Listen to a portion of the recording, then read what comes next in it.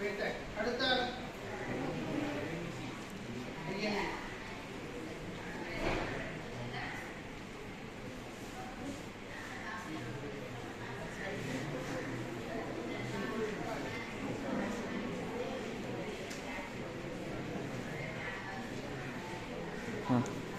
അപ്പൊ നമ്മൾ ഡിസ്കസ് ചെയ്യാൻ പോകുന്നത് നിങ്ങൾ ഏത് പ്രോഗ്രാംസും നിങ്ങൾ ഇത് കഴിഞ്ഞിട്ട് പഠിക്കുകയാണെങ്കിലും നിങ്ങൾക്ക് നിർബന്ധമായിട്ടും ഒരു എൻട്രൻസ് പരീക്ഷയെ അഭിമുഖീകരിക്കേണ്ടി വരും.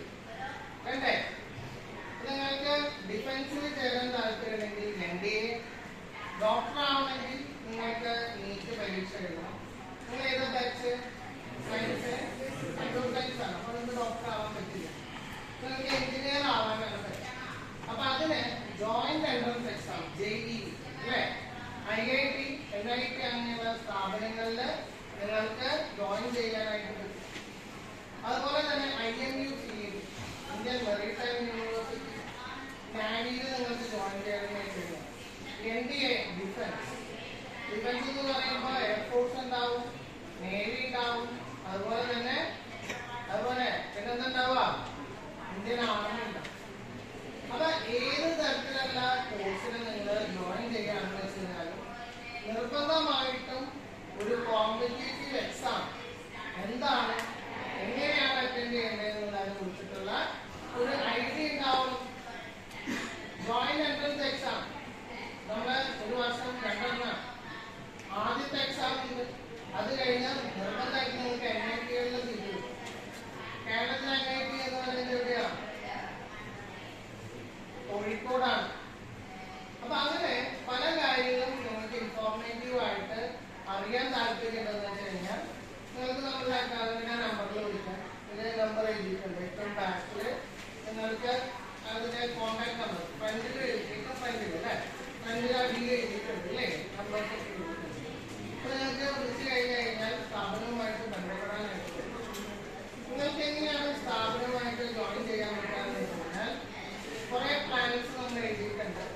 അങ്ങനെയുള്ള ഏതെങ്കിലും പ്ലാൻ ABCD എന്നുള്ള പ്ലാനുകൾ നിങ്ങൾക്ക് ജോയിൻ ചെയ്യാൻ താല്പര്യമുണ്ടെങ്കിൽ അറ്റൻഡ് ചെയ്യാം. ഹൈബ്രിഡ് മോഡ്സ് ഉണ്ട്. ഹൈബ്രിഡ് മോഡ്സ് എന്ന് പറയുമ്പോൾ നിങ്ങൾക്ക് ഓൺലൈനായിട്ട് ജോയിൻ ചെയ്യാം. നിങ്ങളുടെ ഡൗട്ട്സ് ക്ലിയർ ചെയ്യാനായിട്ട് പറ്റും. അങ്ങനെയുള്ള എല്ലാ മാർഗനിർദ്ദേശവും നമുക്ക് തരുന്നുണ്ട്. ക്ലാസ്സുകളായിട്ട് ഇന്റഗ്രേറ്റഡ് ആയിട്ടുള്ള ക്ലാസ്സുകൾ നമ്മൾ ചെയ്യുന്നത് പലപ്പോഴും സ്കൂളിലേക്ക് അധ്യാപകർ വന്നിട്ടാണ് ക്ലാസ് എടുക്കുന്നത്. ഒരു പക്ഷേ നിങ്ങൾക്ക് ഈ ഡേയ്സിൽ ക്ലാസ് നടത്തുന്ന സമയത്ത് തന്നെ നിങ്ങൾക്ക് ഹാഫ് ഡേ അല്ലെങ്കിൽ ഫുൾ ഡേ സെഷൻ തരും. അല്ലെങ്കിൽ സൺഡേസിലൊക്കെയുള്ള ക്ലാസ്സുകൾ, സെക്കൻഡ് സാറ്റർഡേ അങ്ങനെയുള്ള ക്ലാസ്സുകളൊക്കെ നിങ്ങൾക്ക് ഉണ്ടാവും. പലരും ട്യൂഷന് പോകുന്ന കാരണം നിങ്ങൾക്ക് സൺഡേസ് ഒഴിവുണ്ടാവും. അപ്പൊ നിങ്ങൾക്ക് ചിലപ്പോൾ ഓൺലൈനായിട്ടുള്ള ക്ലാസ്സുകളൊക്കെ ചെയ്യണം താല്പര്യമെന്ന് വെച്ച് കഴിഞ്ഞാൽ ഇത്തരത്തിലുള്ള ഒബ്ജക്റ്റീവ് ചോദ്യങ്ങളും അതിന്റെ രീതികൾ, അതുപോലെ തന്നെ എക്സാമിന് നമ്മൾ അറിഞ്ഞിരിക്കുന്ന കുറെ കുറുക്കു വഴിയുണ്ട്. ABCD എന്ന് പറയുമ്പോൾ 4 ഓപ്ഷൻസ് വെച്ച് നമുക്ക് വേഗം ആൻസറിലേക്ക് എത്തിച്ചേരാൻ പറ്റുന്ന കുറെ ടിപ്സും ട്രിക്സും ഉണ്ട്. അപ്പൊ ഈ മാർഗനിർദ്ദേശങ്ങളെല്ലാം തന്നെ നമ്മൾ തരികയാണെങ്കിൽ നിങ്ങൾക്കുള്ള അഡ്വാൻറ്റേജ് എന്താണ്? What is your advantage? നമുക്കറിയാം നാഷണൽ ലെവലിൽ പങ്കെടുക്കുന്ന എക്സാംസ് ആണല്ലോ. നമുക്കറിയാം നാഷണൽ ടെസ്റ്റിംഗ് ഏജൻസി എന്ന് പറയുന്നത് NTA ആണ്. ഭൂരിഭാഗം എക്സാംസും കണ്ടക്ട് ചെയ്യുന്നുണ്ട്. ഇപ്പൊ ജോയിന്റ് എൻട്രൻസ് എക്സാം നോക്കാം, ലക്ഷക്കണക്കിന് വിദ്യാർത്ഥികളാണ് പരീക്ഷ എഴുതുന്നത്. അപ്പൊ അങ്ങനെയുള്ള കോമ്പറ്റേറ്റീവ് എക്സാം, പിന്നെ CUET നമുക്ക് എഴുതാവുന്ന എക്സാമാണ്. സെൻട്രൽ യൂണിവേഴ്സിറ്റികളിലേക്ക് എല്ലാം അഡ്മിഷൻ കിട്ടും അല്ലെ. അതിന് നിങ്ങൾക്ക് നിങ്ങളുടെ പ്ലസ് ടു സബ്ജക്റ്റുകൾ മാത്രം പഠിച്ചാൽ +1 സബ്ജക്റ്റിന്റെ ആവശ്യം തന്നെ.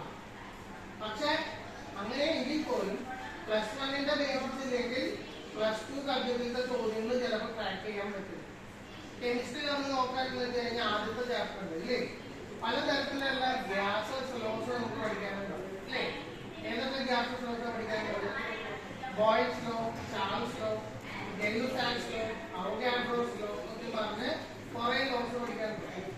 ഇത് വെച്ചിട്ടാണ് മൊറാലിറ്റി, നോർമാലിറ്റി എന്ന് പറഞ്ഞ കാര്യങ്ങൾ +2 വരുമ്പോൾ സൊല്യൂഷൻസ് നമുക്ക് കാൽക്കുലേറ്റ് വരും. അപ്പൊ ഈ ബേസ് എന്ന് പറയുന്നത് മുഴുവനും +1-ലാണ് തീർക്കുന്നത്. അപ്പൊ +1 നല്ല രീതിയിൽ നിങ്ങൾ ഉപയോഗിക്കാനായിട്ട് പറ്റുമെന്നുണ്ടെങ്കിൽ നിങ്ങളെ സംബന്ധിച്ചിടത്തോളം നിങ്ങൾക്ക് നല്ല രീതിയിൽ ഒരു ഫൗണ്ടേഷൻ നിങ്ങൾക്ക് കിട്ടും. അപ്പൊ ആ കാര്യങ്ങൾ നിങ്ങൾക്ക് പറഞ്ഞു തരാൻ വേണ്ടിയിട്ടാണ് നമ്മൾ ഇത്തരത്തിലുള്ള ഒരു പ്രോഗ്രാം എന്നുള്ള രീതിയിൽ നമ്മൾ ഉപയോഗിച്ചിട്ടുള്ളത്. അപ്പൊ തീർച്ചയായിട്ടും അതിൽ നിങ്ങൾ പങ്കെടുക്കാനായിട്ട് ശ്രമിക്കാം. എന്തെങ്കിലും തരത്തിലുള്ള കരിയറുമായി ബന്ധപ്പെട്ടുള്ള ഡൗട്ട്സ് നമുക്ക് ക്ലിയർ ചെയ്യും. എന്തെങ്കിലും സംശയങ്ങളുണ്ടോ? കരിയറുമായിട്ടുള്ള എന്തെങ്കിലും ഡൗട്ട്സ് ഉണ്ടെന്ന് വെച്ചാൽ ചോദിക്കാം. ഇയാൾക്ക് എന്തെങ്കിലും സംശയമുണ്ടോ? കരിയറുമായി ബന്ധപ്പെട്ട എന്തെങ്കിലും തരത്തിലുള്ള ഡൗട്ട്സ് ഉണ്ടെങ്കിൽ നിങ്ങൾക്ക് ക്ലാരിഫൈ ചെയ്യാം.